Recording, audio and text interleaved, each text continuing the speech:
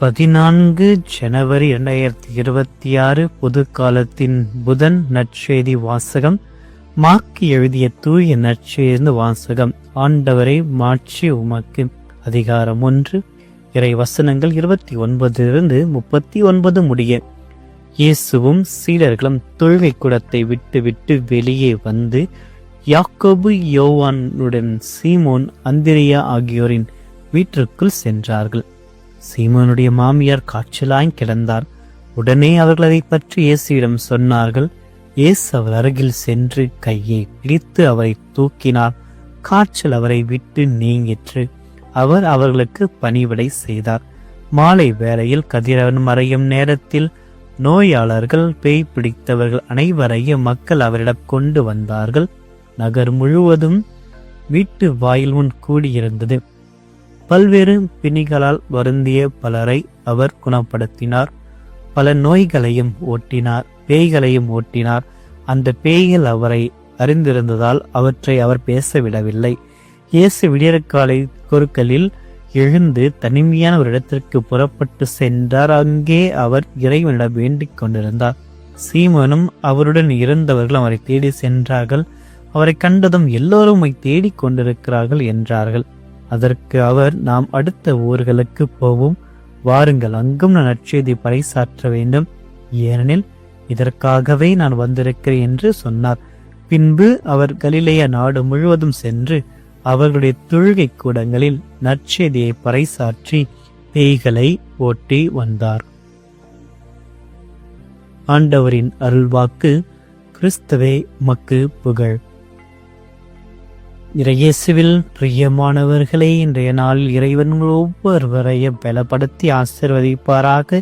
உங்களுடைய தேவைகள் ஒவ்வொன்றையும் நிறைவேற்றி அருள்வார் என்ற நம்பிக்கையில் உங்களுக்காக திருப்பலியில் ஒப்புக் கொடுக்கிறேன். பிரியமானவர்கள், இன்றைய நற்செய்தி வாசகத்தில் இயேசுனுடைய முழுமையான பணி நாளை நமக்கு காட்டுகிறது. ஒருபுறம் பிணிகளை போக்கும் மருத்துவராக, மற்றொரு புறம் தந்தையாம் இறைவனோடு உரையாடுகின்ற இறை மகனாக இயேசுவை நாம் காண்கிறோம். ஆண்டவர் எல்லா நோய்களையும் குணமாக்குகிறார். ஆனால் அந்த வல்லமையை அவர் தனிமையான ஜபத்திலிருந்து பெறுகிறார் என்பதை தான் இன்றைய நற்செய்தி வாசகத்துடைய மைய கருத்தாக நாம் காண்கின்றோம். இயேசு சீமோன் பேதுரு வீட்டிற்குள் நுழைகிறார். அங்கே பேதுருடைய மாமியார் காய்ச்சலால் படுத்திருக்கிறார். இயேசு அவரை கையை பற்றி தூக்குகிறார். உடனே காய்ச்சலானது அவரை விட்டு நீங்குகிறது. இங்கே கவனித்து பார்க்கின்ற பொழுது குணப்பெற்ற அந்த பெண்மணி உடனடியாக அவருக்கு பணிவிடை செய்ய தொடங்குகிறார். பணிவிடை செய்வதற்காகத்தான் இறைவன் பிணிகளிலிருந்து விடுதலை அளிக்கிறார். இயேசு நம்மை ஏன் குணமாக்க வேண்டும்? நாம் நலமாக அமர்ந்து கொண்டிருப்பதற்கு மட்டுமல்லாமல் மற்றவர்களுக்கு பணி செய்ய வேண்டும். மற்றவர்களுக்கு பணி செய்கின்ற வலிமையை பெறுவதற்காகவே தான் இறைவன் நமக்கு உடல் நலத்தையும் திறமைகளையும் அளிக்கின்றார். இன்று இந்த திறமைகளை நான் யாருக்கு பயன்படுத்த போகிறேன் என்ற கேள்வி நாம் சிந்தித்து பார்க்க வேண்டும். பேதுருடைய மாமியார் ஆண்டவருடைய குணப்படுத்தலை பெற்ற உடனேயே அவருக்கும் அவர் கூட வந்திருக்கின்ற மற்றவருக்கு பணிவுரையை செய்கின்றார். இதற்கு பின்பாக ஊரெல்லாம் திறந்த கூட்டம். மாலை நேரத்தில் அந்த வீட்டின் வாசலடியே ஊரெல்லாம் திறந்த கூட்டமானது கூடுகிறது. பல நோய்களினால், தீய ஆவிகளினால் வந்த ஒவ்வொரு நபர்களையும் இயேசு குணப்படுத்துகிறார். இயேசுடைய இரக்கத்திற்கு எல்லையே இல்லை. அவர் குறிப்பிட்ட நேரத்துக்கு மட்டும் வேலை செய்பவர் அல்ல. அவரிடம் வருபவர் எவரையும் வெறும் கையோடு அனுப்பாமல் வாழ்வினுடைய எல்லா நோய்களை, உடல் ரீதியான மன ரீதியான நோய்களையும் குணமாக்குகின்ற அதிகாரம் அவருக்கு இருந்ததினால் அதை அவர் அவர்களுக்கு அளிக்கின்றார். அதற்கு பின்பாக இருட்டாக இருக்கின்ற பொழுது இயேசு தனிமையாக ஒரு இடத்துக்கு சென்று ஜெபம் செய்கின்றார். தனிமையில் செல்வது என்பது மக்களுக்காக தன்னையே அவர் கொடுப்பதை, அதற்கான வலிமையை பெற அவர் தனிமையாக சென்று தந்தையினுடைய விருப்பத்தை சரியாக அவர் புரிந்து கொள்ள ஜெபத்தை நாடுகிறார். ஆக இன்றைய நாளில் நாம் பலவிதமான அலைபேசியில், சமூக வலைத்தளங்களில் தனிமையை நாம் திருடி வருகிறது. நாம் நம்முடைய இடத்துல தனிமை விலகி செல்கிறது. ஆனால் தனிமையில் இருக்கின்ற பொழுது, இறைவனோடு உரையாடுகின்ற பொழுது, உன்னுடைய தனிமைக்கான ஒரு பிரச்சனை இல்லாமல் ஆண்டவரை உணர முடியும். நம்முடைய பணிகளை இறைவன் நமக்காக எடுத்து சொல்ல முடியும். அந்த பணிகளை செய்வதற்கான ஒரு சேமிக்கும் பேட்டரியாக இறைவனுடைய ஆசீர்வாதம் இருக்கின்றதாக நாம் இறைவனை தேடி செல்ல வேண்டும்.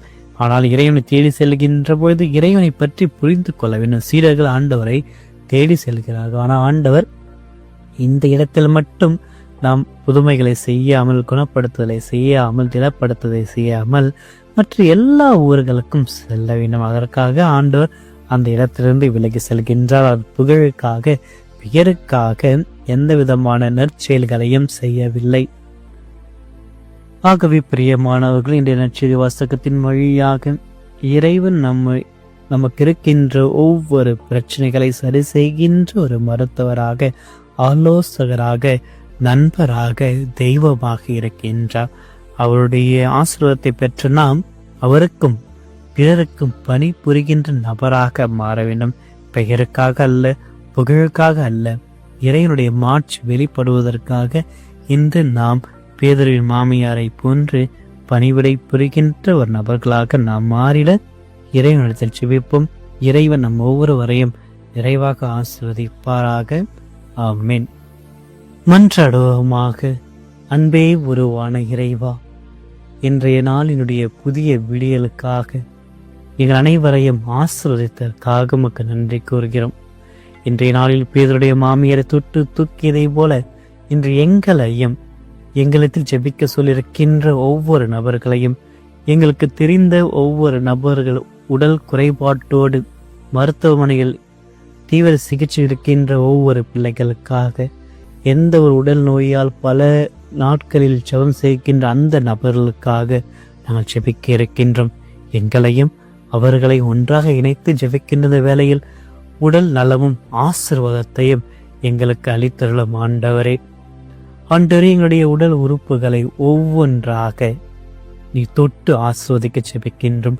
நானே உன்னை குணமாக்கும் ஆண்டு என்று வாக்குறுதி அறிவித்தவரை உடைய பாதத்தில் எங்களுடைய உடலையும் மற்றவருடைய உடலையும் நாங்கள் வைக்கின்றோம். ஆண்டவரை ஒவ்வொன்றாக ஆசீர்வதித்தலும். ஆண்டு எங்களை உங்கள் சாயலாக படைக்கின்ற நாங்களுடைய ஒவ்வொரு பகுதியும் இரத்தத்தினால் கழுவி புனிதப்படுத்தியலும்.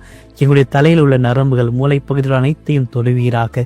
ஒற்றை தலைவலி, மன அழுத்தம் மற்றும் மூளை சம்பந்தப்பட்ட அனைத்து பிணிகளிலிருந்தும் எங்களை விலக்கி பிணிகள் அனைத்தையும் நீங்கட்டும். ஆண்டவரே, எங்களுடைய கண்கள், காதுகள், மூக்கு, வாய் ஆகிய உறுப்புகளை பாதுகாத்து அவற்றுடைய செயல்பாடுகளை சீராக்கும். எங்களுடைய கழுத்து, தோள்பட்டை மற்றும் முதுகு தண்டுவடத்தில் உள்ள வலிகள், தேய்மானங்கள் அனைத்தையும் குணப்படுத்தும்.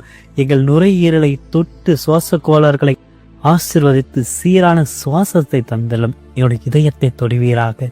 இதய துடிப்பு, இரத்த அழுத்தம் மற்றும் இரத்த ஆழங்களில் உள்ள தடைகள் யாவும் இயேசுடைய பெயரால் மறைவதாக. எங்களுடைய வயிறு, செரிமான உறுப்புகள், சிறுநீரகம் மற்றும் கல்லீரல் ஆகியவற்றை புனிதப்படுத்தும்.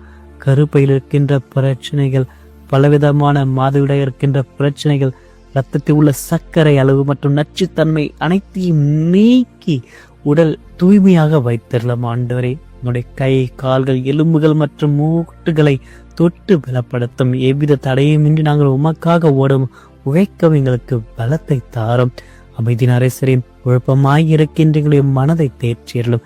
பயம், கவலை, தூக்கமின்மை மற்றும் தற்கொலை எண்ணங்கள் எங்களை அணுகாதபடி எங்களை காத்தரலும். அமைதியாயிரண்டு புயலை அடக்கிய வார்த்தைகளினால் எங்களுடைய மன போராட்டங்களை அடக்கி தெய்வீக அமைதியை எங்களுக்கு தந்தருளும். ஆண்டவரே, இன்றைய நாளில் மற்றவர்களுக்காகவும் பலவிதமான நோய்கள் அவதியுடுகின்ற ஒவ்வொரு பிள்ளைகளுக்காக ஜெபிக்கின்றோம்.